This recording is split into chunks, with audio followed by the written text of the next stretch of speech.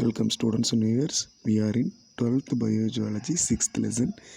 6th lesson name is evolution. So in this section I would like to teach about mechanism of evolution.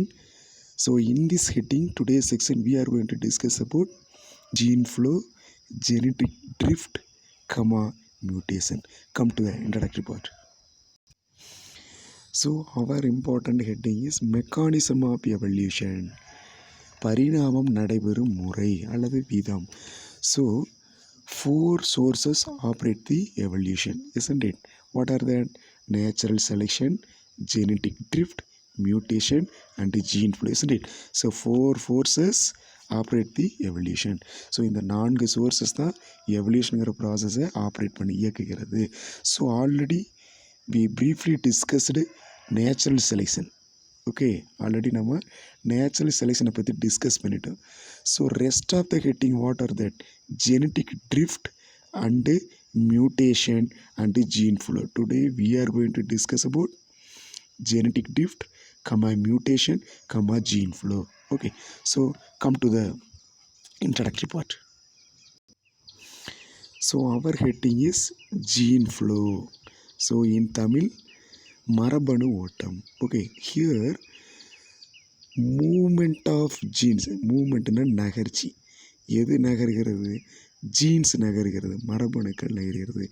Moment of genes through gametes. Gametes அப்படின்னா sperm cell, egg cell ரெண்டே கேமிட்னு சொல்லுவோம். சரிங்களா? Sperm cell, egg cells, அண்டனு விந்தணு ரெண்டையும் சேர்த்து கேமிட்ஸ்னு சொல்லுவோம். Okay, so movement of genes through gametes, அதாவது ஜீன்கள் கேமிட் வழியாக நகர்த்தப்படுதல், அடுத்த தலைமுறைக்கு செல்லுதல்.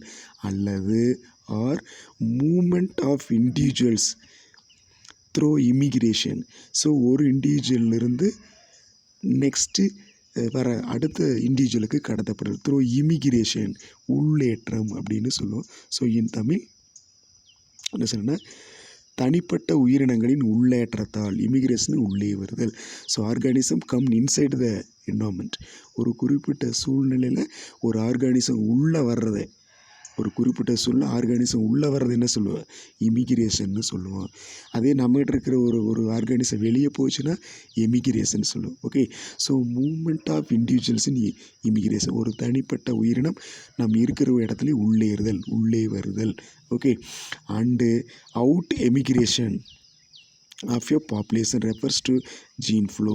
அல்லது ஒரு ஆர்கானிசம் வெளியே போகிறது, நம்ம இருக்கக்கூடிய என்வாயர்மெண்ட்லேருந்து ஒரு ஆர்கானிசம் வெளியே செல்லுதல், எமிகிரேஷனாக வெளியே செல்லுதல், வெளியேற்றம்னு சொல்லுவோம். அப்படி கூட சொல்லலாம். ஸோ வெளியேற்றம் அப்படி கூட எடுத்துக்கலாம்.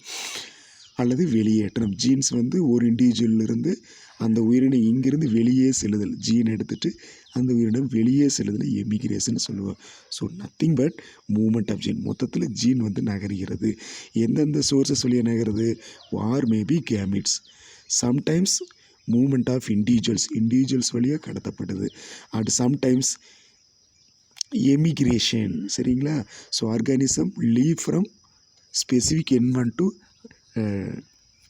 Other environment. ஒரு குறிப்பிட்ட இடத்துலேருந்து ஒரு ஆர்கானிசம் அங்கேருந்து நகர்ந்து சென்று வேறொரு என்வாயர்மெண்ட்டில் போய் நுழையுது இல்லைங்களா, அது எமிகிரேஷன் சொல்லுவோம். வேறொரு பக்கம் இருந்து ஃப்ரம் அதர் சைட்லேருந்து அவர் லொக்காலிட்டிக்குள்ளே வந்துச்சுன்னா இமிகிரேஷன் அப்படின்னு சொல்லுவோம். Okay, so this is called gene flow, மரபிய நகரம். மொத்தத்தில் ஒரு ஆர்கானிஸில் இருக்கக்கூடிய ஜீன்கள் டிஃப்ரெண்ட் வெவ்வேறு வழிகளில் வெளியே செல்கிறது, பரவுகிறது. ஒன்று கேமிட் வழியாக போகலாம், இல்லைன்னா இமிகிரேஷன், ஒரு ஆர்கானிசம் நம்ம இருக்கிற இடத்துல இமிகிரேட் ஆகிறது. ஸோ இன்சைடு உள்ளே வர்றது, நம்ம லொக்காலிட்டிக்குள்ளே உள்ளே வர்றது, இல்லை நம்ம லொக்காலிட்டிலேருந்து அதர் என்வாயர்மெண்ட்டுக்கு நகர்தல், செல்லுதல், வெளியேறுதல். சரிங்களா? எமிகிரேஷன் சொல்லுவோம். Here organisms and gametes that enter the population may have new allele, sometimes may bring existing allele but in different proportion than those already in the population. So organisms and gametes that enter into the population. So organism gamete அந்த தனிப்பட்ட உயிரியோ gamete. Sperm cell egg cell both are commonly considered as gametes. Okay, organisms and gametes that enter into population. ஒரு குறிப்பிட்ட population மக்கள் தொகைக்குள்ள இனத்தொகைக்குள்ள ஆர்கானிசமும் கேமிட்டும் enter ஆகிறது, உள்ளே நுழைகிறது. May have. இப்போ என்ன நடக்குதுன்னா, அடுத்து என்ன நடக்குதுன்னா, அப்படி நுழையும் போது they may have new allele. அப்படி நுழையக்கூடிய ஆர்கானிஸ்லேயும் கேமிட்லேயும் new allele that contain what? Organisms and gamete both contain new allele. புதிய அல்லீலை கொண்டுள்ளது, நியூ அல்லீல். சரிங்களா? அல்லது நியூ அல்லீல் இருக்கலாம், அல்லது மேபி பிரிங் எக்ஸிஸ்டிங் அல்லீல், அல்லது எப்படி இருக்கலாம்?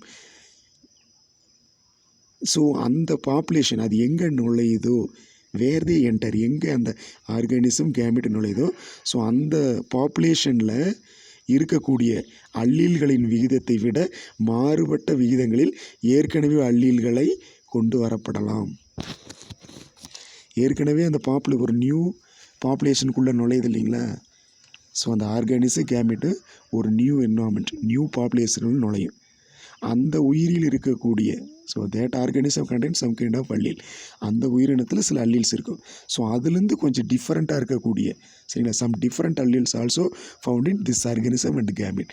இந்த ஆர்கானிசம் கேமிட்லும் ஏற்கனவே இருக்கக்கூடிய பாப்புலேஷனில் இருக்கிற அல்லீலை விட கொஞ்சம் just small changes are available. Okay, so population may have new allele or say maybe bring existing allele but in different proportion. Those already in the population. ஏற்கனவே உள்ள நுழையக்கூடிய பாப்புலேஷன் இருக்கக்கூடிய அந்த அல்லீலை விட இதில் கூடிய அல்லீல்ஸனுடைய லெவல் கொஞ்சம் டிஃப்ரெண்ட்டாக இருக்கும். Okay, so gene flow can be strong agent for evolution. So மரபணு நகர்ச்சியே, சரிங்களா, மரபணு ஓட்டமே, சரிங்களா, ஸோ ஒரு வலிமையான காரணியாக எவல்யூஷன் நடக்கிறதுக்கு இருக்குது. ஸ்ட்ராங் ஏஜென்ட் ஜீன் ஃப்ளோ, மரபிய நகர்வானது, மரபிய ஓட்டமானது can be strong agent of evolution. So இதுவே எவல்யூஷன் நடக்கிறதுக்கு ஒரு ஸ்ட்ராங் ஏஜென்ட்னா ஒரு வலுவான காரணியாக உள்ளது. அப்போ ஜீன் ஃப்ளோ நடந்தால் கண்டிப்பாக அங்கே எவல்யூஷன் நடக்கும். Okay, so first of all see the gene flow. This is AA allele, isn't it? So pure allele, isn't it? AA. So this move to next area, migration. Okay, migration.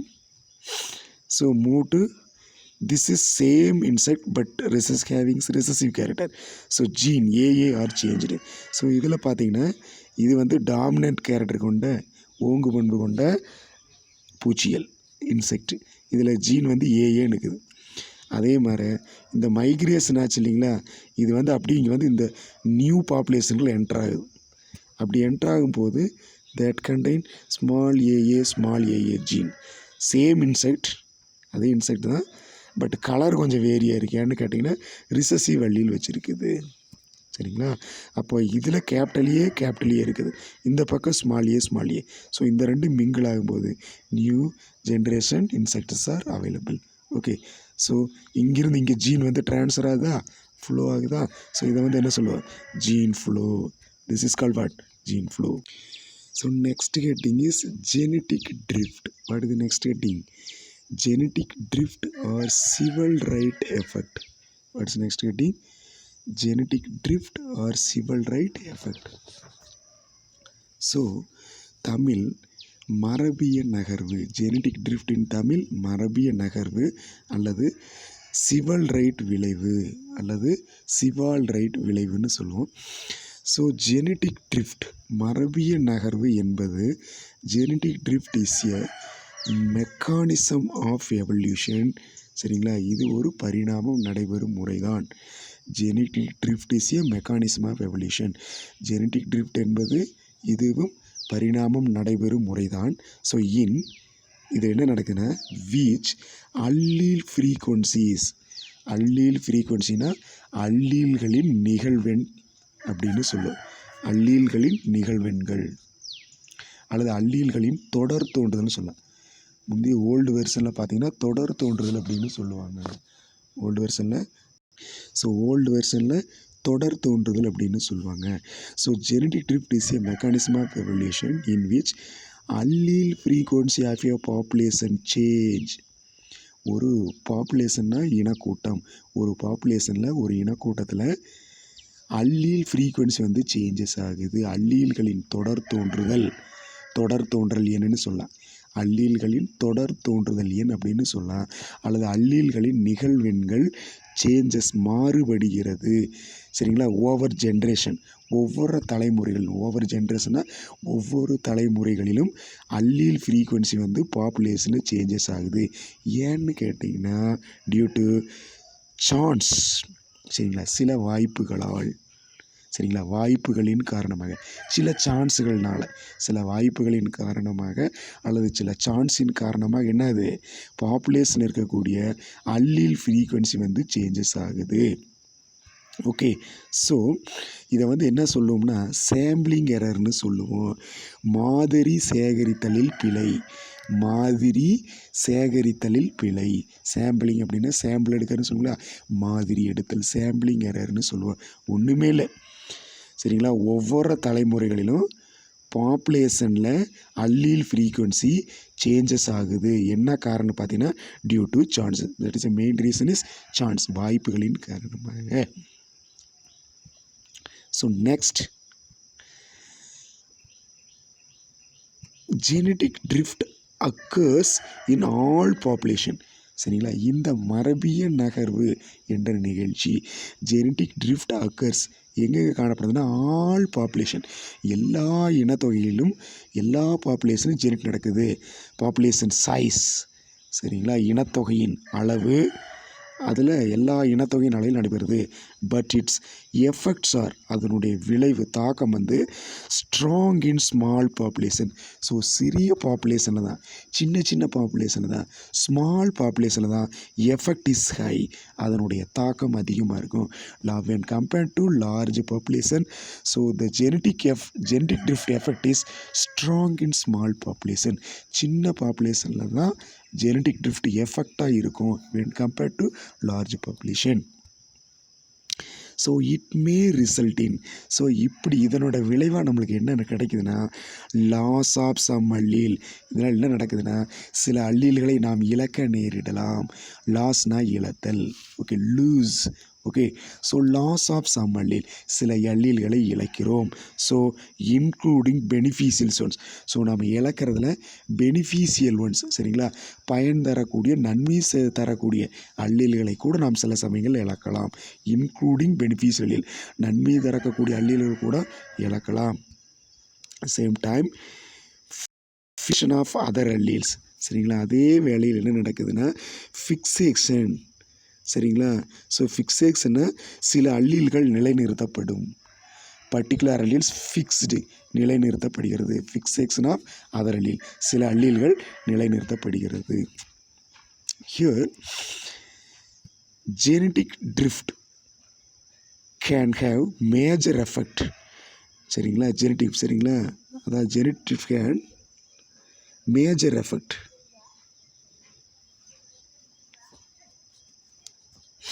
சரிங்களா. So genetic can have major effect when population is reduce in size. அதாவது genetic drift எப்போ ஒரு பெரிய தாக்கத்தை உண்டு பண்ணுன்னு பார்த்தீங்கன்னா genetic drift can have major effect. Genetic ட்ரிஃப்டினுடைய மரபிய நகர்வினுடைய பெரிய தாக்கம், பெரிய அளவில் ஒரு பிரச்சனை, ஒரு தாக்கத்தை எப்போ ஏற்படுத்தும்னா வென் பாப்புலேஷன் இஸ் ரெடியூஸ்டு, அந்த பாப்புலேஷனுடைய அளவு சைஸ் குறையும் போது, ஒரு 100 பேர் இருந்த பாப்புலேஷனில் 50ஆக குறையும் போது, ஸோ ஜெனடிக் ட்ரிஃப்டினுடைய அஃபெக்ட், அதனுடைய எஃபெக்ட், தாக்கம் அதிகமாக இருக்கும். பை நேச்சுரல் டிசாஸ்டர், இயற்கை இடர்பாடுகளினால், இயற்கை துன்பங்களினால், இயற்கை இடர்பாடினால், ஸோ நேச்சுரல் கலாமிட்டிஸ் ஆல்ரெடினோ, எர்த்குவேக், வல்கனிக் எரப்ஷன், சரிங்களா. ஸோ இந்த மாதிரி ரீசன்னால், ஓகே, நேச்சுரல் டிசாஸ்டர் நடக்கும்போது, சரிங்களா, பாப்புலேஷனுடைய சைஸ் ரெடியூஸ் ஆகும்போது, பாப்புலேஷனுடைய அளவு குறையும் போது genetic drift effect is high. அப்போ மரபிய நகர்வு சிவல் ரைட் எஃபெக்ட் வந்து நல்லா பாப்புலராக இருக்கும். So due to bottle effect என்ன காரணம் பார்த்தீங்கன்னா, நேச்சுரல் டிசாஸ்டர் நடக்கும்போது பாப்புலேஷனுடைய சைஸ் ரெடியூஸ் ஆகுது.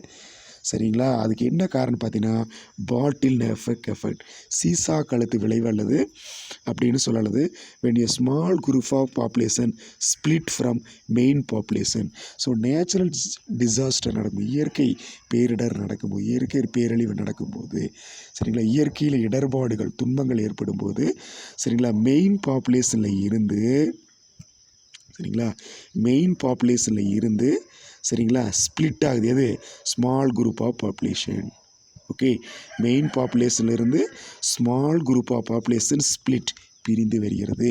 மெயின் பாப்புலேஷன் உண்மையான அந்த பெரிய பாப்புலேஷனில், மெயின் பாப்புலேஷன் பெரிய இனத்தொகையிலிருந்து ஸ்மால் குரூப் ஆஃப் பாப்புலேஷன் சிறிய குழுவாக இருக்கக்கூடிய பாப்புலேஷன் ஸ்ப்ளிட் பிரிந்து வருகிறது.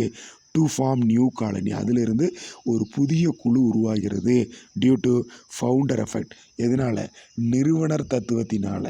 நிறுவனர் தத்துவம், ஃபவுண்டர் எஃபெக்ட்னா நிறுவனர் தத்துவம். ஸோ நிறுவனர் தத்துவம் என்ற செயல்பாட்டினால், சரிங்களா, மெயின் பாப்புலேஷன்லேருந்து ஸ்மால் பாப்புலேஷன் ஸ்ப்ளிட் பிரிந்து, ஸ்ப்ளிட்னா உடைந்து வருகிறது.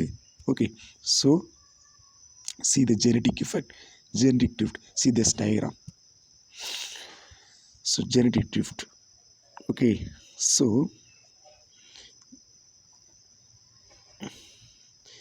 AA, isn't it? This capital A, pure form. This is hybrid.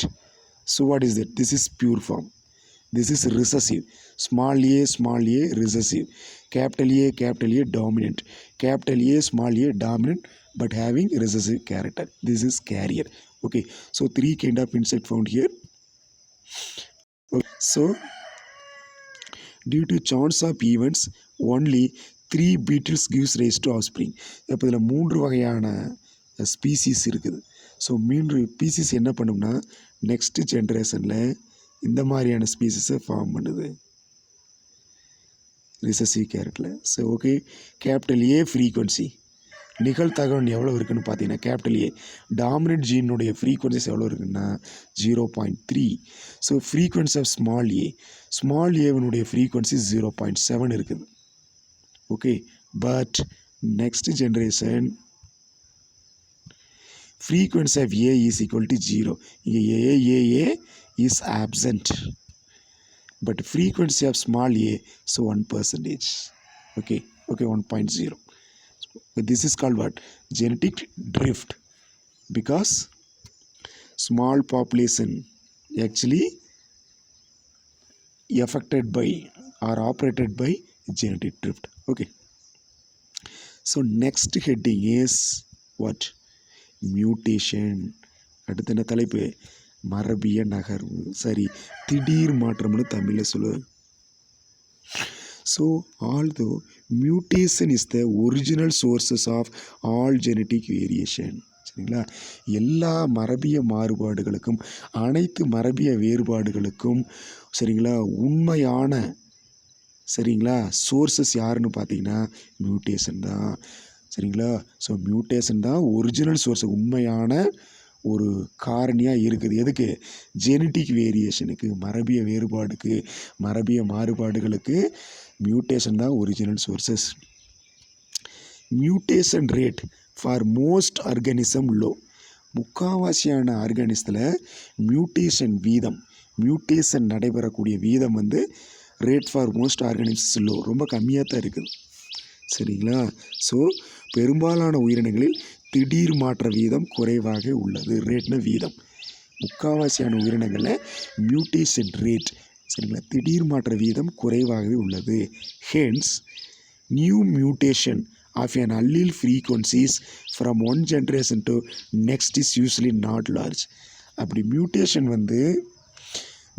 Rate பாப்புலேஷனில் கம்மியாக இருக்கிறனால நியூ மியூட்டேஷன், புதிய மியூட்டேஷன் வந்து allele ஃப்ரீக்வன்சியில் நடக்கக்கூடிய new mutation from one generation next generation is usually not large. அப்படி பெரிய அளவில் இருக்காதுங்கிறாங்க. அதாவது ஒரு அல்லீல் நிகழ்வெண்ணில், அதாவது ஒரு அல்லீல் தொடர் தோன்றல் எண்ணில் அல்லது அதாவது அல்லீல் ஃப்ரீக்வன்சி சொல்லுவோம். ஸோ ஒரு அல்லீல் நிகழ்வெண்ணில் அல்லது ஒரு அல்லீலின் தொடர் தோன்றல் என்பதில் ஏற்படக்கூடிய புதிய திடீர் மாற்றம் அடுத்தடுத்த தலைமுறைகள் பெரிய அளவில் இருக்காது. சரிங்களா? ஒரு அல்லீல் இருக்குது.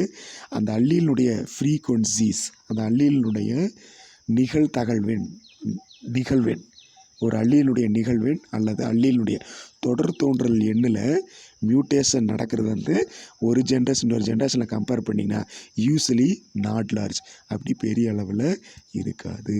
Okay, so that's all about mechanism of evolution. Thank you, keep வாட்சிங்.